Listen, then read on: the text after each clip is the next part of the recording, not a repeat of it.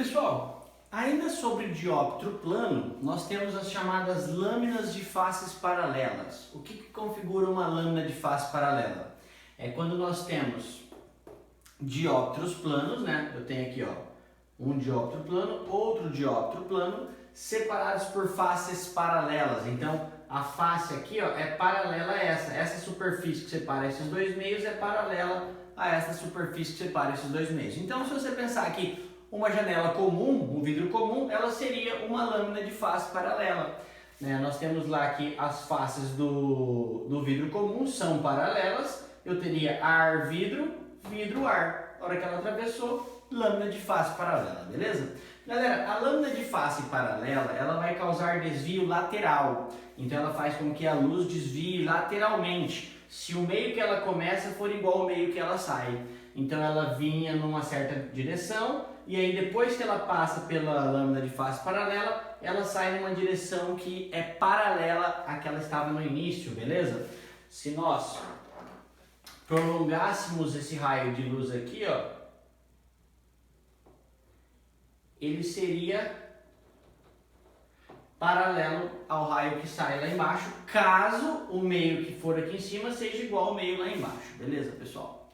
Bom, quando não forem os mesmos meios, não vai estar paralelo, beleza? Para estar paralelo, tem que ser o mesmo meio lá em cima e lá embaixo, beleza? E para descobrir se é o mesmo meio ou não, pessoal, a gente vai olhar para os ângulos que a luz faz com a reta normal, beleza? Então, o segredo nas questões de lâminas de face paralela, que na sua grande maioria são questões teóricas, é você olhar os ângulos que esses raios de luz fazem com as retas normais, beleza?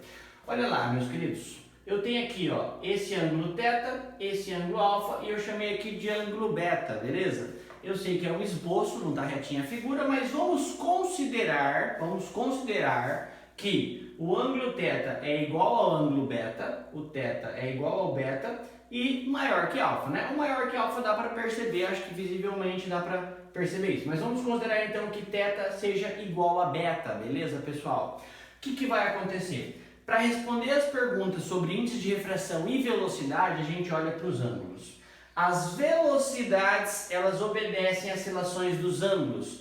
Quanto maior for o ângulo, maior é a velocidade. Quanto menor o ângulo, menor a velocidade. Então, se o ângulo θ é igual ao beta, a velocidade no meio 1 é igual à velocidade no meio 3. V1 vai ser igual a V3.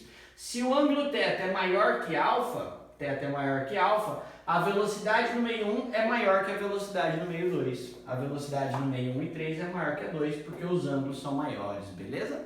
Agora, meus queridos, e se a questão quiser saber sobre índice de refração? Se ela perguntar sobre o índice de refração, o que a gente vai fazer? A relação do índice de refração é a relação inversa do ângulo. Se os ângulos são iguais, os índices são iguais. Mas se o ângulo é maior, o índice de refração é menor, né? Vamos lembrar que quanto maior o índice de refração, menor é a velocidade. Então o índice de refração vai ter uma relação inversa com a velocidade. Se as velocidades são grandes para ângulos grandes, os índices de refração são grandes para ângulos pequenos, beleza, pessoal? O índice vai ser grande para ângulo pequeno, belezinha? Então, maior ângulo, maior velocidade. Quanto maior o ângulo, maior a velocidade. E quanto maior o ângulo, menor é o índice de refração daquele meio, beleza? Vale lembrar também, pessoal, que é comum aparecer nessas questões, além do raio que é refratado, ou seja, o raio que entrou, pode ser que ele mostre aqui um raio refletido, né? A luz, ela refrata, mas tem uma parte dela que reflete. E aí ele pode perguntar sobre algum ângulo aqui da reflexão, beleza, pessoal? Vou chamar aqui de ângulo gama, esse aqui de ângulo X. Qual é a relação que nós temos? Ó, o ângulo de reflexão é igual ao ângulo de incidência. O ângulo de reflexão é igual ao ângulo de incidência. Então, o gama é igual ao θ e o x é igual ao alfa, beleza, pessoal? É isso que nós temos para as questões sobre lâminas de faces paralelas, belezinha? Show! Bom, mas pode ser, meus queridos, que apareça alguma questão perguntando para definir qual foi o desvio, perguntando o cálculo do desvio. Então vamos analisar aqui agora o desvio. Vou colocar aqui cálculo do desvio.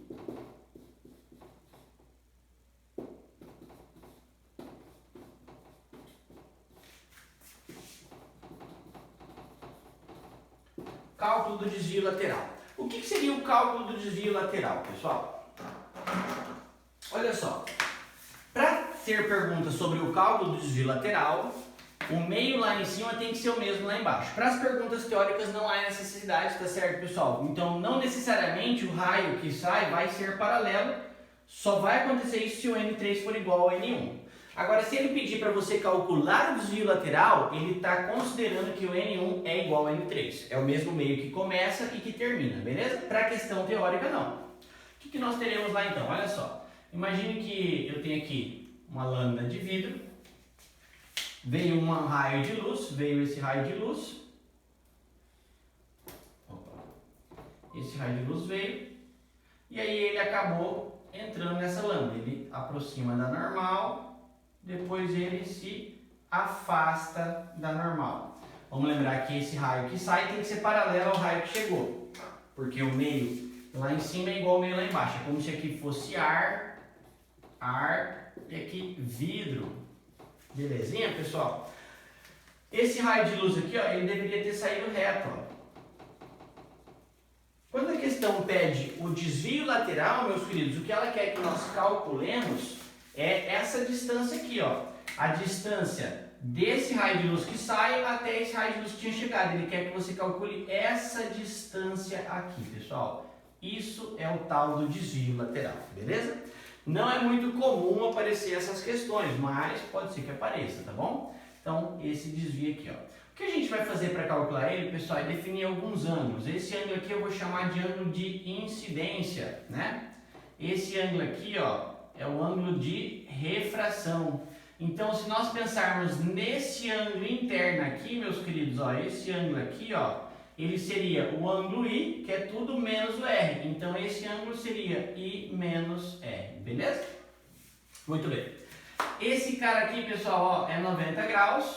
Então, nós temos que o seno de I menos R é cateto oposto sobre hipotenusa. Então, anota isso daí. O seno de I menos R vai ser cateto oposto de dividido pela hipotenusa. E a hipotenusa é essa reta vermelha aqui, ó, que eu vou chamar ela de X, beleza? Essa é a nossa hipotenusa X. Sobre X. O que acontece, pessoal, é que o X ele não pode aparecer na nossa questão, porque esse X a gente acabou de inventar ele. Esse X a questão não vai te dar essa distância que a luz anda dentro da lâmina, né?